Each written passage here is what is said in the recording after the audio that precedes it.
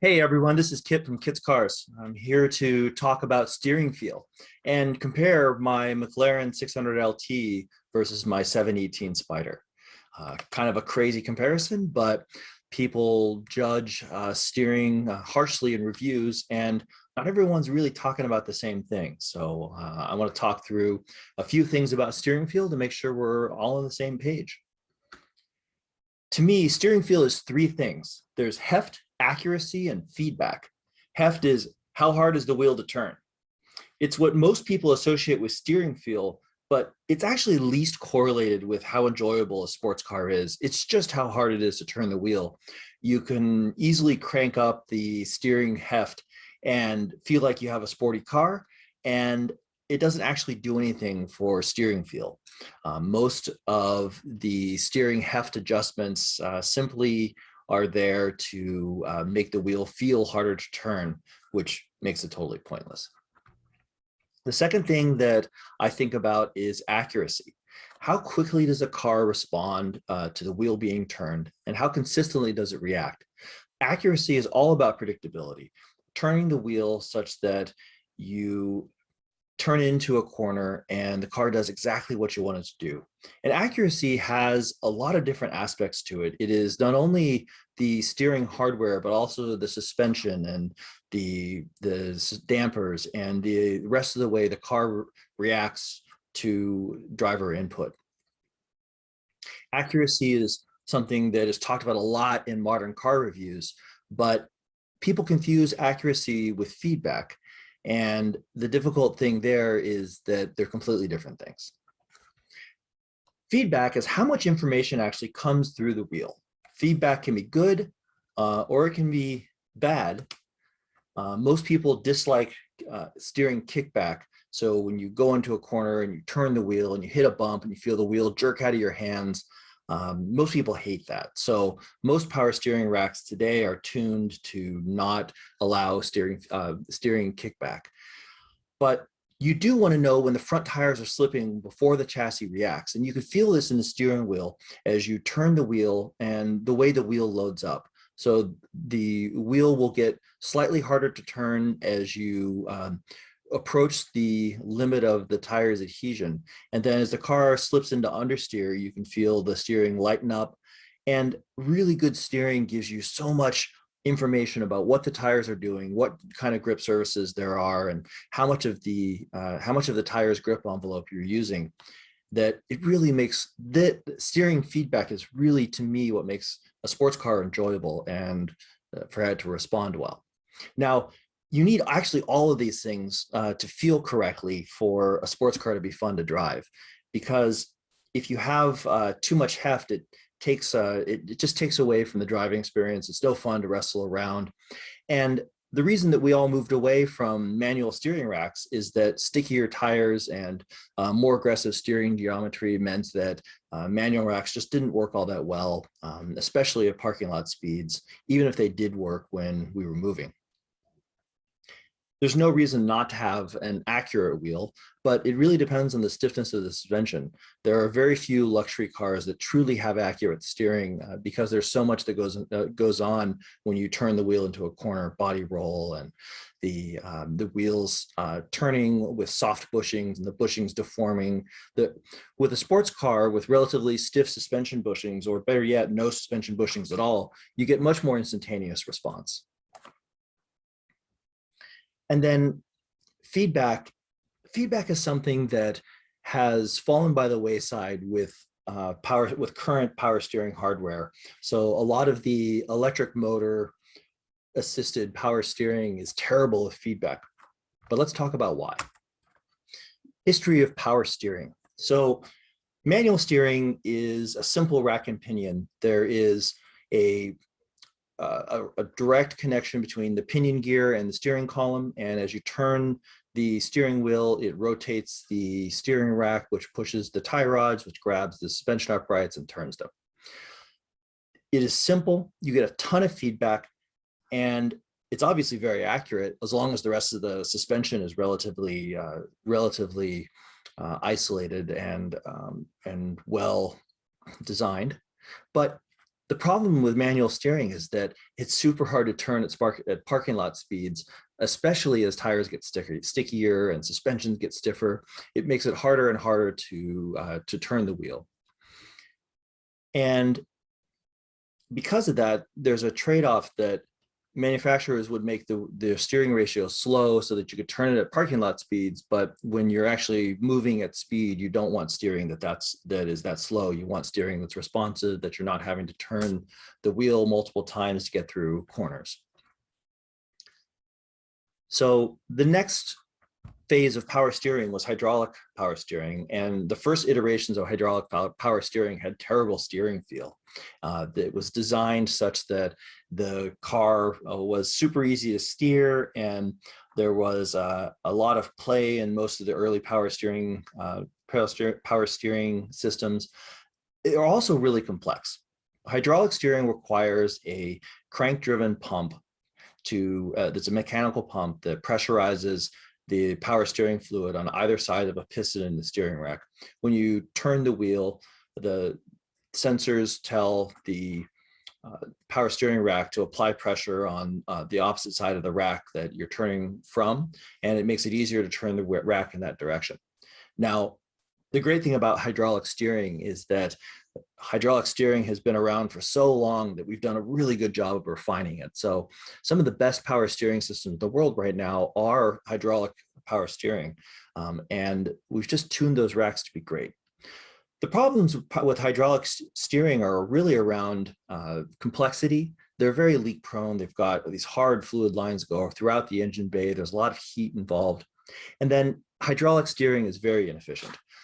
A lot of the time that you're cruising on the highway, you're not actually giving the car much steering input, and you don't need that much assist. But the faster you turn the crank, the faster the mechanical hydraulic steering pump turns. So you take a fuel efficiency pain, and the system is constantly under pressure because there's not an easy way to turn that off because it's crank driven. There are manufacturers that have experimented around with clutches, but that just makes an already complex system more complex. And anyone who's tried to diagnose a leaking power steering rack knows that it's not a whole lot of fun. The other problem with hydraulic steering is when you don't have a front engine car. If you have a mid-engine or rear engine car, the engine compartment is separated from the steering rack by the passenger compartment, which means that in order to get power steering from the crank-driven engine pump up to the steering rack, you've got to run hydraulic lines all the way across the length of the body of the car, which in the case of a Porsche 911 or a mid-engine exotic ends up with multiple feet of long hydraulic tubing, which requires a heavier pump to get the fluid in, and it's harder to make responsive, plus it's very leak prone. So a lot of the manufacturers have moved to electric steering. In fact, we saw electric steering first in some of Honda's vehicles. The S2000 and NSX were some of the first motor-driven electric steering implementations, and they are simple, they're efficient. You can turn them on and off, and all the self-driving, when the car turns the wheel for you, are predicated upon having control over the steering wheel, which an electric motor can give you. The main disadvantage of electric steering is that you lose steering feel. What ends up happening is that the motor acts as a mass damper, and it means that on the bright side, you don't get much kickback through the wheel because it's held rigidly with the motor, but you also don't get the fine-grained feedback you need to tell whether the tires are slipping or not. Really good sports cars, you can still feel what the tires are doing through the chassis, which really comes up through your butt and the seat and the way the car reacts, but it's not nearly as good as a car that has a really communicative steering rack, which usually requires having a hydraulic rack. Now, one of the things that I do really appreciate about the Mclaren is that Mclaren is doggedly stuck with the hydraulic steering. But in order to solve the problem of the steering rack not being located in the same place that the engine compartment was, McLaren uses an electric pump to pressurize the steering rack. This actually produces a really nice advantage in that the steering rack is obviously at the front of the car. The motor for that is at the front of the car. You don't have to run hydraulic lines across it. Since it's an electric motor, you can also turn it off and not provide assist when it's not needed, which results in an efficiency gain. Now, I don't think McLaren is really all that concerned about fuel efficiency, given their cars don't get great big gas mileage, but it does have some advantages over a traditional hydraulic system. However, it's still complex. It's still not all that efficient, and you can't really do self-driving with it. Again, McLaren doesn't really care about that. So let's get into the cars and take a drive, and I'll talk a little bit more about the steering in the cars.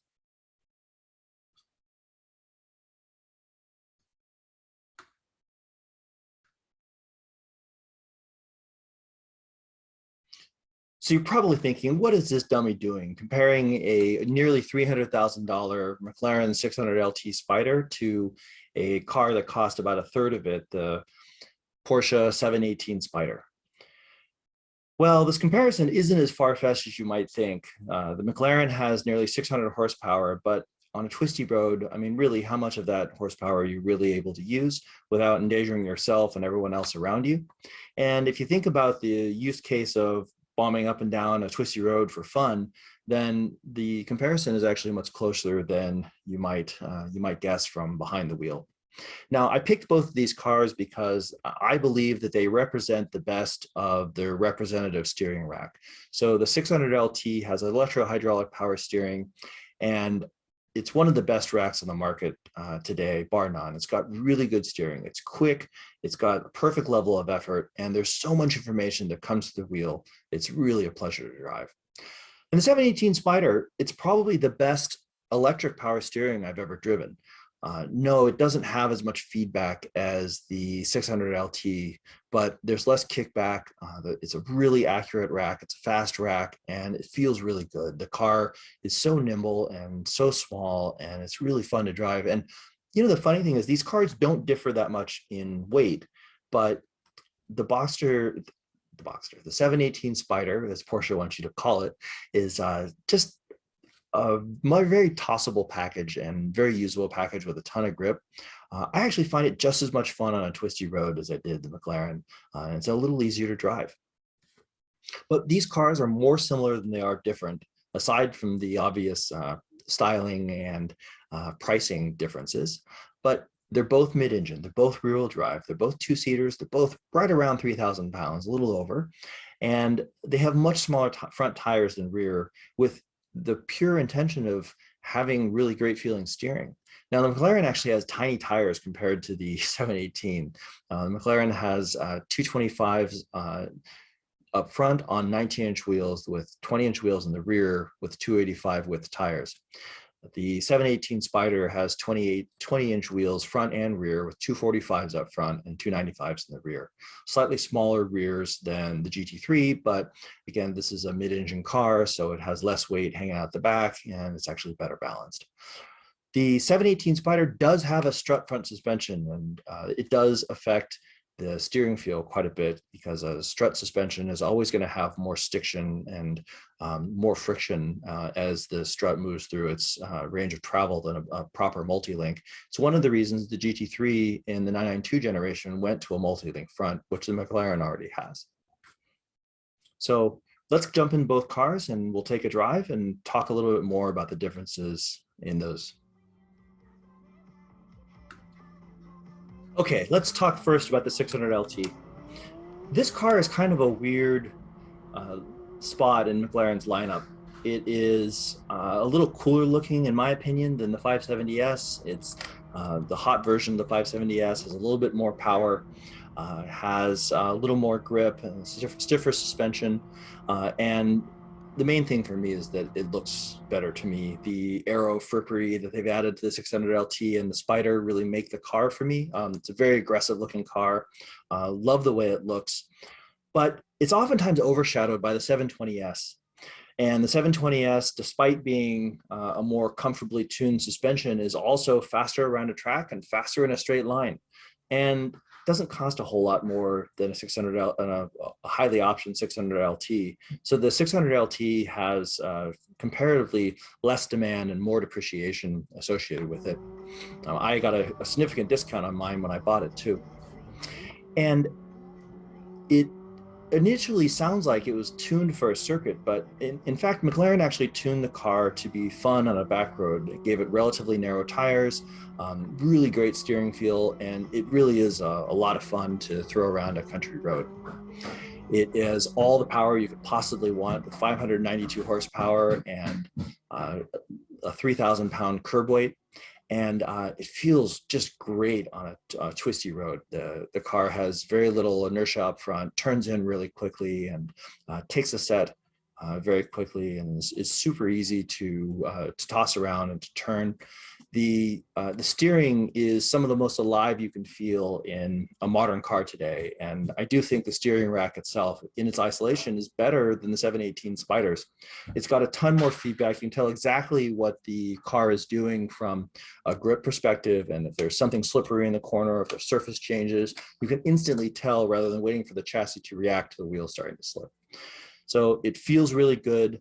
The steering is fast, which is great because you've got column mounted paddle shifters that don't turn with the wheel. So you, it's good in that the shifters are always where you expect them to be, but it's bad in that if you have to turn the wheel too far, you can, with your hands crossed up, you can be close to the wrong paddle. Now the McLaren has sort of a unique thing that it doesn't actually have two separate paddles. The paddle is one paddle, and you can actually pull it back and push it forward from one side. So you can always get to the shift operation that you need to, as long as you're thinking about it correctly. But I really enjoyed that car. It sounds a little funny at idle, but once you get that motor spun up, it sounds really good. And it's far faster than the 718 Spyder. But in terms of enjoyability on a back road, even with that steering feedback, well, let's talk a bit about the 718 Spyder. The 718 Spyder is my current car, and it's really fun on a back road in a different way.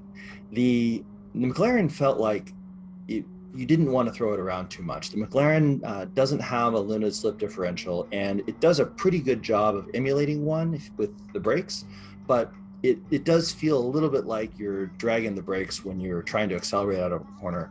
I really wish McLaren would put an LSD in the car, but it's actually not a huge deal unless you drive with the traction control off a lot of the time and actually want to slide the car around.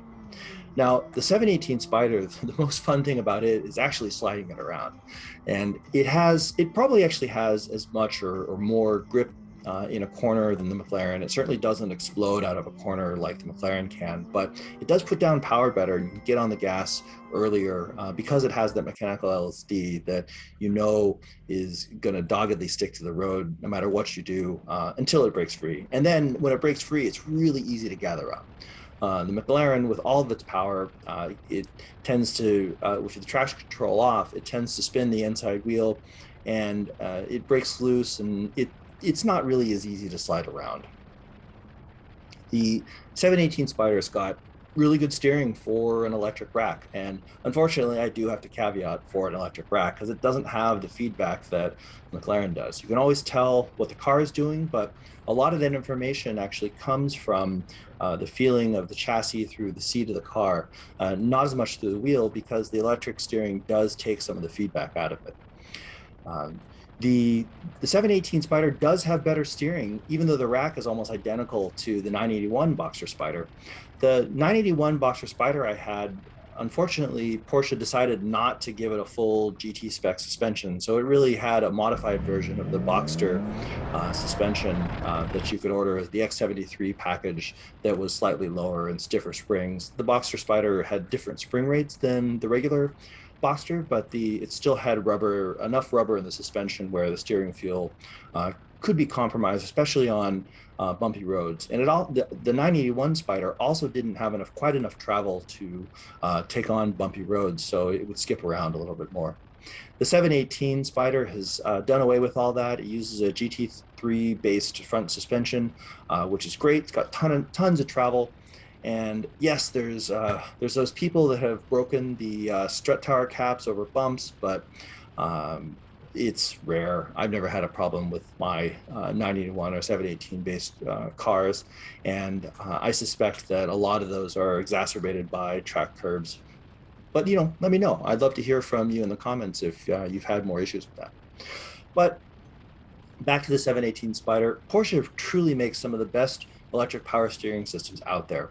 They're really good, and it doesn't have it's not bad steering. It just doesn't have the feedback that the McLaren does.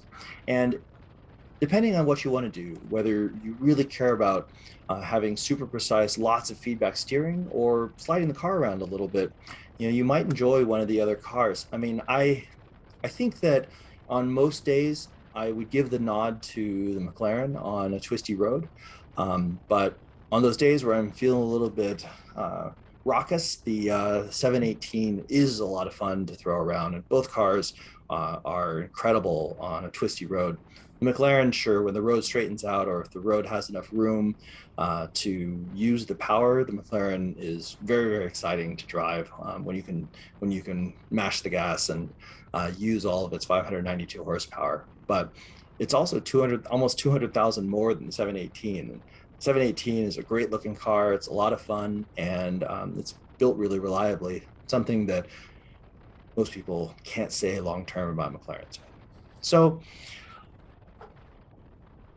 I think that while it's not the best rack in the world, the steering of the 718 doesn't significantly get in the way of enjoying it. I really think it's a great car. I've been really enjoying throwing it around on twisty roads, and I feel like it's a great.